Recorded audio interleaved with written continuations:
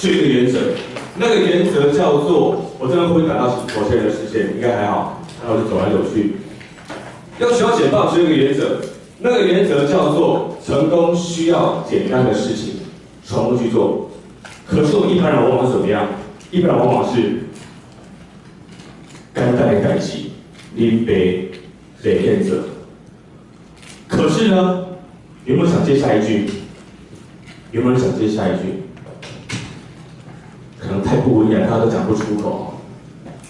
但是呢，困难的代志，兵中嘛会被挑走。所以其实不止学习简报，我觉得学习任何东西都一样。成功需要简单的事情重复去做。这个开场白我用在我每一个简报课程的场合，但是我后来发现一个问题，就是很多人他们根本就没有那个动力去开始做第一件事情。最后我在思考另外一件事情，后来我终于了解到了。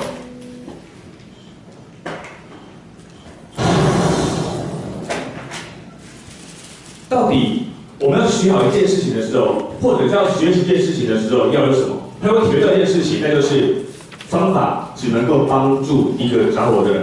各位，今天从昨天是第一天的课吗？从昨天到明天总共3天还是4天 ？OK， 4天。各位这边花4天的时间。那如果说能够在这4天里面能够用心的去学习、去体会一些东西的时候，我相信这些时间都不会浪费。什么样的方法能够帮助一个着火的人？这2层意思解释。第一个就是他身上已经着火了，已经逼不得已了，所以他要学习。另外一个就是他全身散发出就是他全身已经充满了想要学习的能量。而我认为，不管任何学习、任何教育或训练，只有在学员愿意，就是说打开心胸、愿意接受的情况之下，这样的方式才有可能成立。所以我认为，今天所教任何方法，只能够帮助一个身上心里着火的人。跟大家简单做个自我介绍。我这边这个是很多话，这不用看，这是给讲座看。我后面我会跟大家聊一些故事。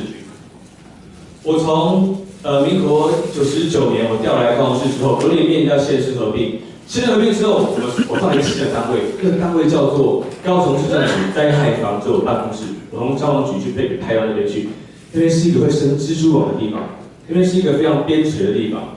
那我们到新单位之后。那当时我们执行秘书，因为每年各位可能也有印象，每年消防署都会来评核，而就是每年行政院他们都会来评核。那在整个单位里面，我们长官就说，那不然周汉不然就做简报好了，这个年度简报就由我来做。我说，哦，好，我就开始来做这个简报。但其实我过去我没有相关简报的经验，但是因为我被交付到这样的任务，所以我就尽量努力的去做。OK， 做完第1年之后，那次效果还不错，那隔年的时候，隔年要准备要评核的时候，那长官跳过来，他拍我肩膀，就我拍一下啦，好同学，同仁啊，拍我肩膀，说，那个钟汉，你去年那个简报做得还不错呢，帮我们家争取了很好的成绩哦，所以今年要继续努力哦。相信大家心中都有曾经或多或少好像有梦到过这样的情景。那各位如果是你会怎么反应？他就是泪流满面嘛，是长官，我会努力做谢长官给我这样栽培。其实当时是压力比较大，因为每年是行政院这样的评核，那各县市政府在评核的简报里面，我的成绩是最低的，就是最低的这样子。那我也就这样的机会，就是每一次这样的累积跟历练，结果我觉得我在简报上面反而有越来越多的进步。那甚至后面的画面已经做到有点走火入魔的地步。然后我就很不巧，就连续从99、100年、101、102、103到104，连续4年担任高雄市政府的简报人。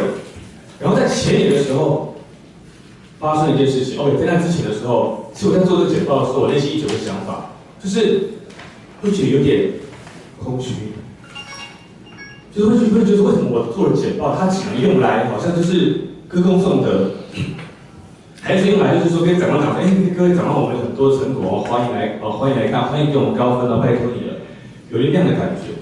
我在网络上看到很多他们有些网络上其他人，他们有在就简报的方式，他们可能有人去募资、去募款，或者去发表，或者说去宣达他的一个很深刻的理念。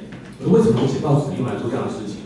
但是我也没有想太多，因为我觉得其实消防人员好像就是把自己消防工作做好嘛。另外一位不可能去做什么募款的动作，可能会抓去关的哈。我们可能做一些募款的动作。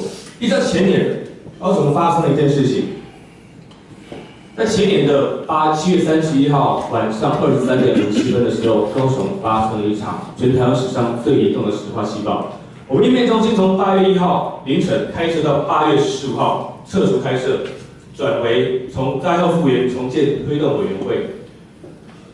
撤除的时候，其实所有消防局或是所有高雄政府的人，其实内心都其实那时候已经非常的疲惫，而且在情绪上是非常的低落了。我们10号撤除嘛，我在19号的时候，隔一个假日，19号的时候接到一通局长室来的电话，那是局长室的学长，然后他请我到国际十字会进行一场募款的简报，他就给我3天的时间，现场只有给我5分钟的时间做简报。在那一次里面，在3天里面，我用尽我全力去思考，说我到底要怎样完成这份任务。那在那一次成功的从国际十字会的1亿的款项里面争取到了8000万，从这些事件里面让我重新去思考简报这件事情对我的意义，或者是消防工作这件事情对我的意义。经历过这个事件之后，我觉得其实简报它不只是应用在工作上而已，它真的可以做更多有用的，甚至可以做出很多超乎原本想象的东西。后来我去参加了，在去年初的时候，我才参加了一些简报的一些培训的课程，就是外面的，不是我们政府办的，外面的一些商业的课程。就是我在去年的时候参加超级简报力，它课程里面像各行各业的都有，有出版商，有演说家，有讲师，有医师，有律师，还有大学教授。我在那次里面，我的题目讲的是有关于火灾的应变，还有迷思，还有消防人员内心还有家属背后的担忧。所以那次我得到了第1名。那我在去年的时候，我跟林庆宏处长，我们到第26届的723活动。那次林处长他使用的是就是我帮他制作的投影片。那一次，那处长他也让我到现场去观摩。从那场现场总共有差不多45000人左右，那是我见过最大的那个场面。然后我在去年的时候，去年10月18号的时候，我就让 TEDx 台北那个营养的舞台。那这个舞台里面，我用8分钟的时间讲了火灾的几个迷思，讲了火灾迷思的几个正确做法，讲了消防人员还有消防人员家属背后的担忧，还有一些呼吁。在这个影片里面，8分钟，那差不多到去年到目前为止，大概有差不多60多万人次这样子的浏览量。